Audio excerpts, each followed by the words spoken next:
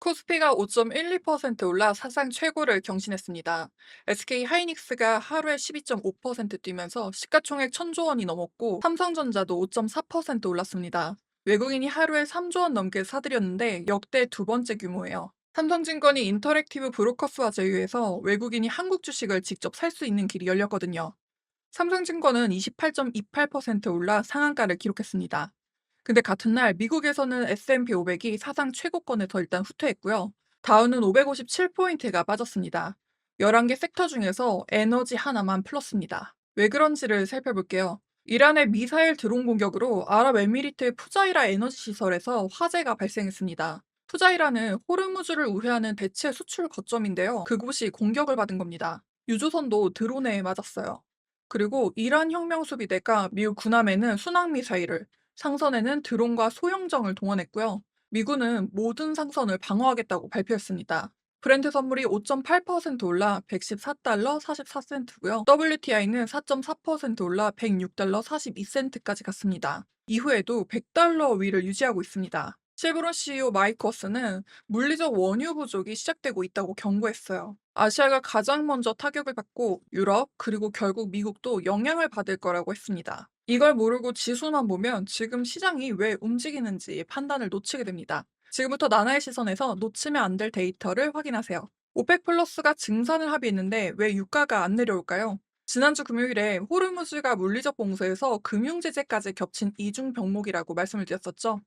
주말 사이에 군사 충돌 단계가 올라간 건 오프닝에서 말씀을 드렸고, 여기서는 그 다음 질문으로 가볼게요. 공급은 어떻게 되고 있을까요? 플러스가 호르무즈가 닫혀 있는데도 6월 하루 18만 8천 배럴 증산 목표를 합의했습니다. 세 번째 연속 증산이에요. 근데 호르무즈가 막혀 있으면 걸프만 산유국들이 실제로 배를 내보낼 수가 없잖아요. 목표만 올렸지 실물 공급은 못 늘리고 있는 겁니다. 상징적인 결정이에요. 이라크 석유부 차관은 호르무즈 위기가 끝나면 일주일 안에 생산과 수출을 정상화할 수 있다고 했습니다. 근데 이건 위기가 끝날 때를 대비하는 신호인데 아직 끝나지 않았다는 뜻이기도 합니다. 미국 국적의 상선 두 척이 호르무즈를 통과했다는 발표도 있었어요. 트럼프 대통령이 프로젝트 프리덤이라는 이름으로 호르무즈 항로 재개 작전을 지시했고, 구축함과 항공기 100대 이상 15,000명의 병력을 투입했습니다. 첫 실제 통과예요. 다만 선주들은 안전 리스크 때문에 아직 신중한 상태입니다. 골드만삭스는 글로벌 원유 재고가 수요 대비 101일분까지 내려왔다고 분석했습니다. 5월 말까지 98일분으로 떨어질 수 있다고도 봤는데요. 정제 제품 버퍼도 50일에서 45일로 줄었어요. 8년 만에 가장 낮은 수준입니다. 이거 하나만 기억하세요. 오펙 플러스가 증산을 합의해도 호르무즈가 열리지 않으면 실물 공급은 안 늘어납니다. 지금 유가를 결정하는 건 생산량이 아니라 운송 가능량입니다. 유가가 100달러 위에 머물면 어떤 일이 벌어지냐면요. 금리가 일단 안 내려옵니다. 지난주 금요일에 연준 위원이 인상도 가능하다고 말했다고 전해드렸었죠. 주말 사이에는 바클레이스가 한 발 더 나갔습니다. 2026년 9월에 예정됐던 0.25%포인트 인하 전망을 아예 철회한 건데요. 첫 번째 금리 인하를 2027년 3월로 미뤘습니다. CME 기준으로 올해 말까지 금리가 안 움직일 확률이 78.7%입니다. 같은 기간에 연준 위원 2명이 추가로 발언했어요. 카시카리는 이란 전쟁 때문에 금리 가이던스를 주기 어렵다고 했고요. 굴스비는 최근 인플레 데이터를 나쁜 뉴스라고 평가했습니다. 윌리엄스 뉴욕 연은 총재는 조금 다른 톤이었는데요. FOMC 내부에 이견이 있어 보이지만 실제로는 합의가 더 크다고 했거든요. 이건 분열을 봉합하려는 발언이지 인하 가능성을 키우는 신호는 아닙니다.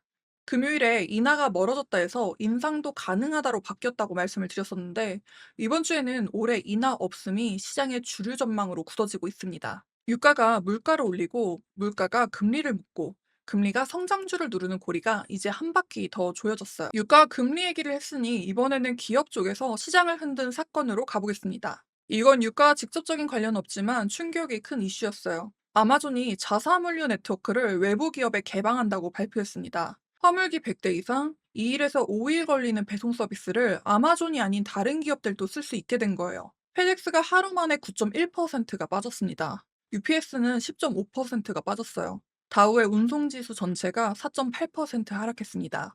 아마존은 1.4% 올랐고요. 이게 왜 중요하냐면요. 물류는 모든 기업의 비용 구조에 들어가잖아요.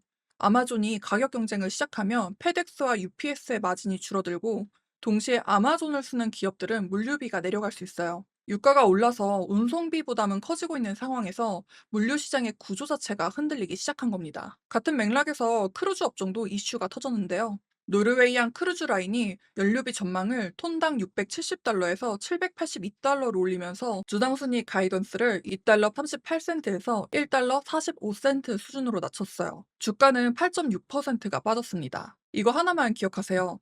유가가 높은 상태에서 마진이 얇은 업종은 이미 무너지기 시작했습니다. 물류, 항공, 크루즈, 연료비에 직접 노출된 기업들은 실적이 아니라 비용 구조로 주가가 움직이고 있습니다. 물류와 크루즈가 유가에 직접 타격을 받고 있다면 아시아는 더 구조적인 충격을 받고 있습니다. 4월 아시아 원유 수입이 전년 대비 30% 줄었습니다. 2015년 이후 가장 낮은 수준이에요. 아시아는 전체 원유의 약 60%를 중동에서 들여오거든요. 호르무즈가 막히니까 물리적으로 기름이 안 들어오는 거예요. 인도에서는 니프티 지수가 0.45% 빠졌고요. 루피가 사상 최저를 기록했습니다. 에너지 수입국의 통화가 약해지면 수입 물가가 더 올라가고요. 보조금과 외환 보유액에 부담이 갑니다. 한국 투자자 입장에서 이건 직접적인 변수가 되는 게 있는데요. 지난주 한국 반도체 수출이 173% 뛰었다는 좋은 뉴스가 있었잖아요. 이 숫자가 나온 이후에 코스피는 5.12% 올라 사상 최고를 경신했어요. SK 하이닉스는 하루 만에 12.5% 뛰면서 시가총액이 1,000조 원을 넘었습니다. 삼성전자도 5.4% 올랐어요. 외국인이 하루에 3조 원 넘게 사들인 건데 이건 역대 두 번째 규모입니다. 여기엔 구조적인 변화가 있었습니다. 삼성증권이 인터랙티브 브로커스와 제휴를 해서 외국인이 복잡한 절차 없이 한국 주식을 직접 살 수 있는 서비스를 시작했어요. 460만 계좌를 가진 글로벌 플랫폼에서 한국 주식을 바로 살 수 있게 된 거예요. 삼성증권은 이 소식에 28.28% 올라 상한가 근처까지 기록했습니다. 2, 3월에 전쟁 공포로 66조 원을 팔고 나갔던 외국인이 돌아오고 있는 건데 이번엔 일시적인 되돌림이 아니라 접근 경로 자체가 바뀌고 있다는 겁니다. 휴전 이후 리스크가 줄었고 반도체 수출 173%라는 숫자로 실적이 확대되면서 전쟁 때 빠진 가격이 싸다고 판단한 거예요. 특히 AI 메모리는 SK 하이닉스와 삼성전자가 글로벌 공급을 사실상 독점하고 있으니까 AI 투자가 늘어날수록 한국 반도체로 돈이 올 수밖에 없는 구조를 띠고 있는 거죠. 근데 이게 한국 시장 전체가 좋다는 건 아닙니다. 아시아 원유 수입이 30% 줄었다는 건 한국도 에너지를 사오는 비용이 구조적으로 올라가고 있다는 뜻이거든요. 반도체처럼 달러로 버는 수출주는 환율 방어도 되고 마진도 버틸 수 있지만 항공이나 화학처럼 에너지 원가에 직접 노출이 된 업종은 유가가 높을수록 마진이 깎이게 됩니다. 수출 숫자만 보면 기업 마진을 과대평가하게 될 수 있어요. 시장을 움직이는 숫자들을 매일 정리해드리고 있습니다. 아직 구독 안 하신 분들은 구독, 알림 설정해두시면 내 투자와 연결된 데이터를 확인하실 수 있습니다. 그럼 AI와 방어주 쪽도 짚어볼게요. 팔란티어가 1분기 매출 16억 3천만 달러로 전년 대비 85% 성장했습니다.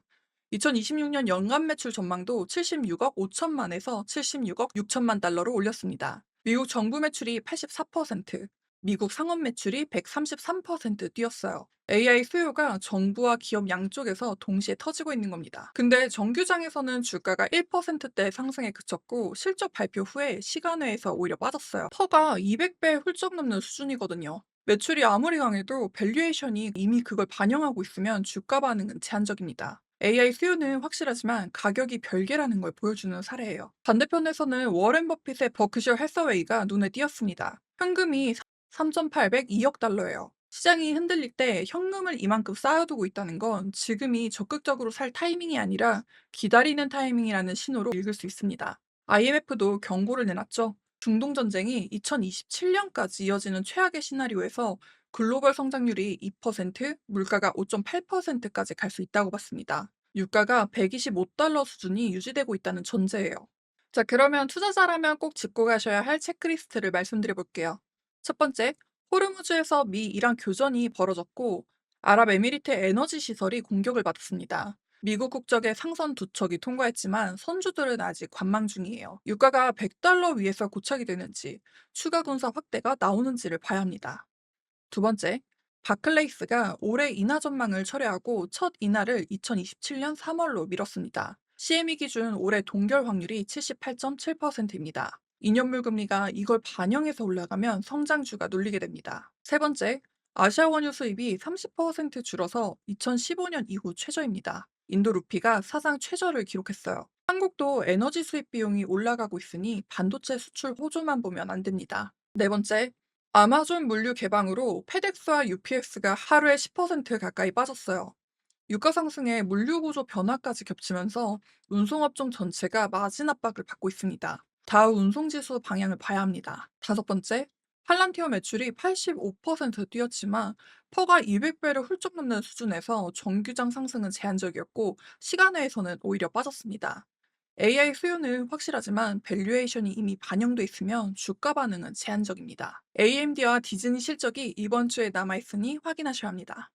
그럼 마무리하겠습니다. 지난주 금요일에 호르무즈의 이중 붕괴와 금리 인상 발언을 다뤘었죠. 주말 사이에는 상황이 한 단계 더 간 겁니다. 지수가 사상 최고권에서 후퇴했는데 에너지만 올랐다는 건 시장이 지금 무엇을 가격에 반영하고 있는지를 보여줍니다. 오늘은 여기까지 시장을 살펴봤고요. 양질의 데이터를 제공해 드릴 수 있도록 구독, 좋아요, 알림 설정 부탁드릴게요. 여러분의 클릭이 저에게는 많은 힘이 됩니다. 내일도 꽉 찬 데이터로 찾아뵙겠습니다. 감사합니다.